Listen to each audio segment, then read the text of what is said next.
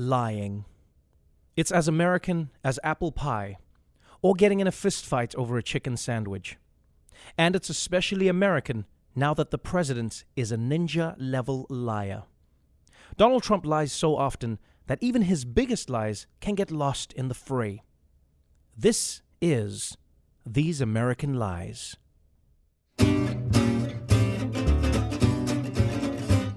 Have you ever told a lie? Let's admit it. We all have. Just this morning, I was talking to the doorman at my co-op, and he said, "Michael, do you know my name?" And I said, "Of course I know your name. Don't be silly." In reality, I have no idea what my doorman's name is. I think it's something Italian, like credenza or gabagool. So I lied to him.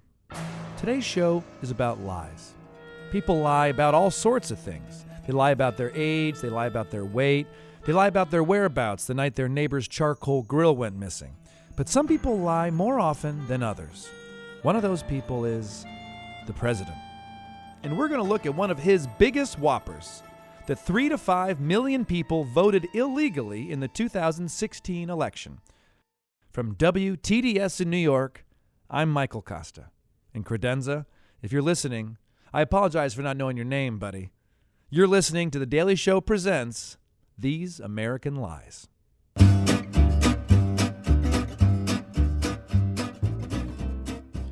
Part 1. What's 3 to 5 million illegal voters among friends? I'm here with producer Desi Lydic. Desi, it's been a while. I saw you on Saturday. You crashed your car into my mailbox. So, you're here to talk about the voter fraud lie. Right. The lie this week is that 3 to 5 million people voted illegally in the 2016 election. Wait, what? Do people know about this? No, What? It's a lie. Kosta, we're on These American Lies. Yeah. Sure, okay. So the voter fraud lie is still important today. Republicans use fears of voter fraud to restrict voting. We've seen it in swing states like Georgia, Virginia, and Wisconsin, where 200,000 people were recently purged from the voter rolls by a circuit judge. And to understand this lie, you really have to know about this guy, Donald Trump. Donald Trump has lived a pretty incredible life. He's been a real estate developer, a mail-order steak salesman, a 2-time Emmy loser, and in 2016, he became the president of the United States. It is now official. Donald Trump has won the Electoral College. Now, most people would be happy to win the presidency, but for Trump, winning wasn't enough. Donald Trump won with 306 electoral votes, even though Hillary Clinton got nearly 2.5 million more popular votes. See, Trump won the Electoral College, but he lost the popular vote. So it's like he won the lottery, but only because he stole the winning ticket from a 7-Eleven cashier. No, not at all. Tell me more about that. Trump won the election even though he got almost 3 million fewer votes than Hillary Clinton. And you gotta understand, Donald Trump has a fragile ego. At his Comedy Central roast in 2011, he told the comedians who were roasting him there was one thing they couldn't make fun of. Do you know what that was? His enormous ass. His wealth. He's got thin skin, especially when it comes to having less than others.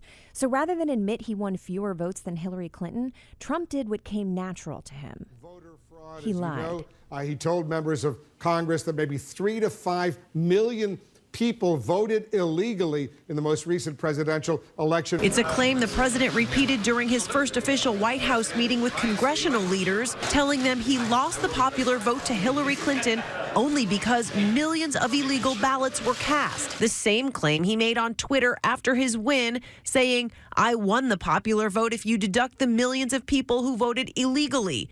I won the popular vote if you deduct the millions of people who voted illegally.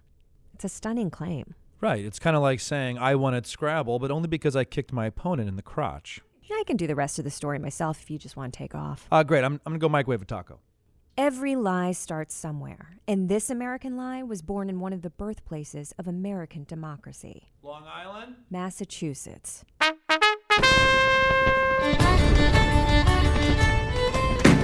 Well, I got a number. How do you like them apples? The state flower is a Dunkin' Donuts coffee bean, and the state song is an Irish guy puking outside a baseball stadium. And now, this state has another claim to fame, a professor whose work inadvertently ignited the voter fraud controversy.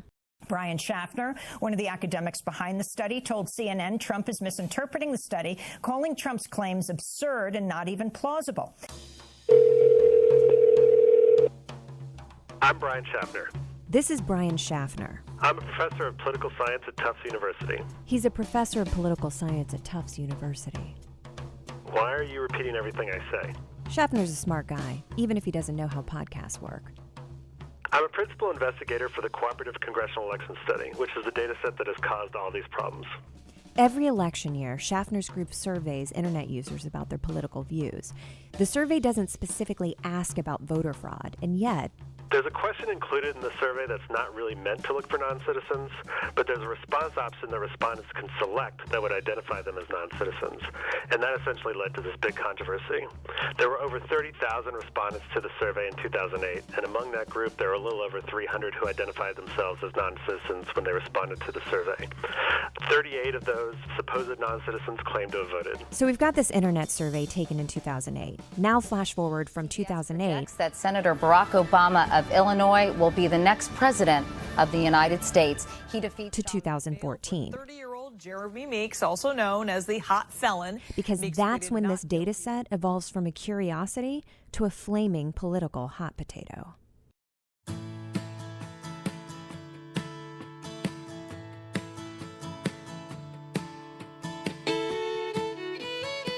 This episode of These American Lies is brought to you by Warby Snarker. Do you find it difficult to come up with the perfect quip when you're bantering with your friends? Try Warby Snarker. We send you 4 snappy witticisms that you can try out at home. Only keep the ones you find clever and incisive. Whether you're at a dinner party where everyone supports Elizabeth Warren, or you're discussing the new Ta-Nehisi Coates article exclusively with white people, we've got the perfect rejoinder. With Warby Snarker, we guarantee your friends will say, "Damn, now that guy's finished infinite jest." Warby Snarker. Don't leave your brownstone without it. This episode is also brought to you by Crip Recruiter, the #1 staffing site for gangs. This is an interesting one.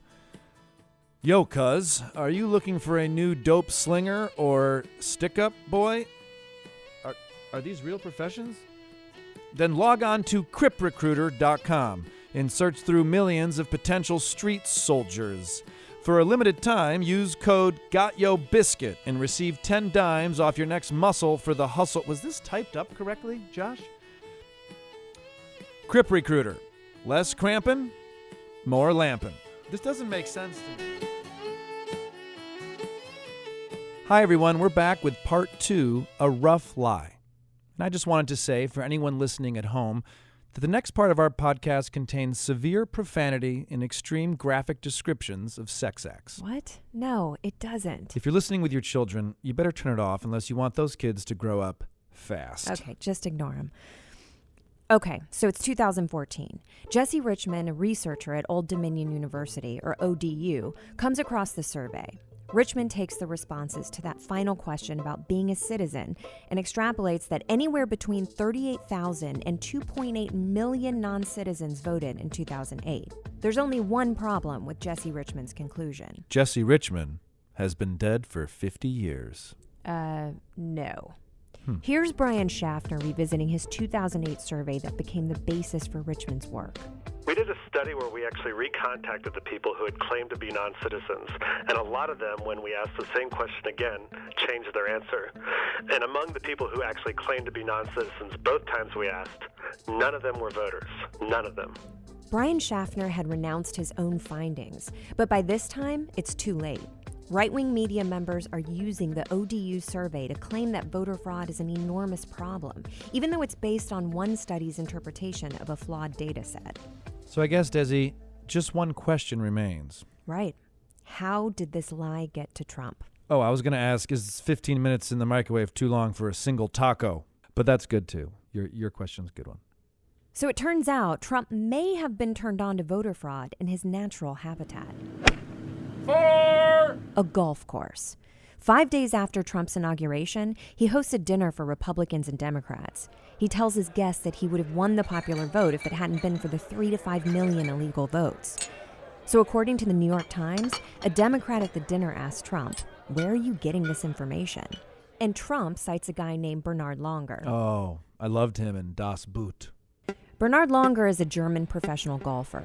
He won the Masters twice. It is not often you smile after a miss, but you can if you're Bernhard Langer and the Masters champion of 1993. He's now 60 years old. So apparently, Trump went golfing with Langer sometime between Election Day 2016 and this dinner on January 23, 2017. And on the golf course, Langer told Trump about his experience on Election Day in Florida. Langer went to vote, and he was told that he wasn't eligible to. Because he's been dead for 50 years. Because he's German and not a U.S. citizen. But Langer looked at other voters in line who he said looked as if they should not be allowed to vote. Because they've been dead for 50 No one's been dead for 50 years. No one. Boris Karloff has been dead for 50 years. He died February 2nd, 1969, complications from pneumonia. Boris Karloff has been dead for 50 years. So Trump's got this idea in his head from Langer. People are illegally voting because this German golfer told him so, and he's upset that he didn't win more votes than Hillary. So instead of investigating this claim, instead of checking with any election officials, he just starts saying it in public. Millions of illegal votes. That is something that is extremely fundamental to our functioning democracy, a fair and free election. Sure. You say you're going to launch an investigation into this. Done. What you have presented so far has been debunked. It's been called false. Take a look at the Pew reports. I called the author of the Pew report last night, and he told me that they found no evidence of voter fraud. Really? Then why did he write the report? He said no evidence of voter fraud. Excuse me. Then why did he write the report? According to Pew report, then he's... That Pew report he was mentioning, he was probably confusing it with the study from Old Dominion, which leapfrogged off the survey from Brian Schaffner, which, remember, has been debunked, which, remember, doesn't really matter because now this lie has been supercharged.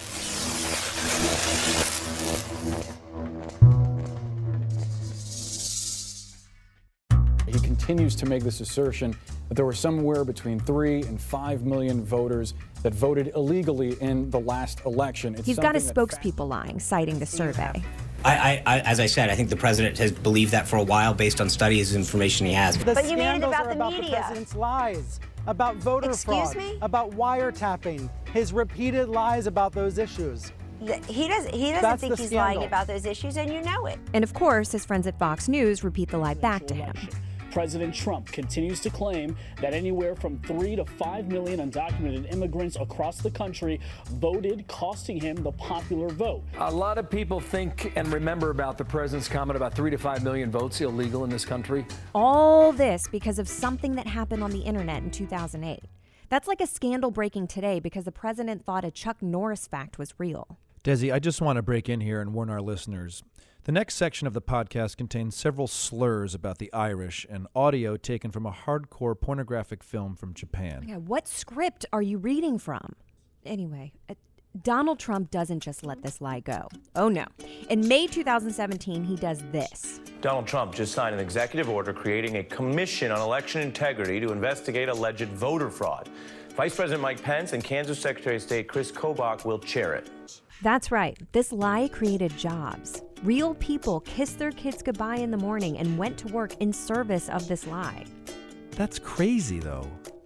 People are kissing their kids? But it turns out this commission was a mistake because after a year of work, the commission disbands. They couldn't find any evidence of widespread voter fraud. He formed a commission to investigate his lie. That's like lying to your friend about how much you weigh and then insisting on stepping onto a scale. Actually, that is a good metaphor. And then you step off the scale, kick the guy in the crotch, steal his wallet. Nope, you lost it again. Trump's Department of Justice was also investigating and was able to find just 19 illegal voters in North Carolina. So 3 to 5 million illegal votes in the 2016 election, that's just a lie. A lie with humble beginnings that worked its way from an internet survey to a Virginia university to a right-wing website to a German golfer to the President of the United States.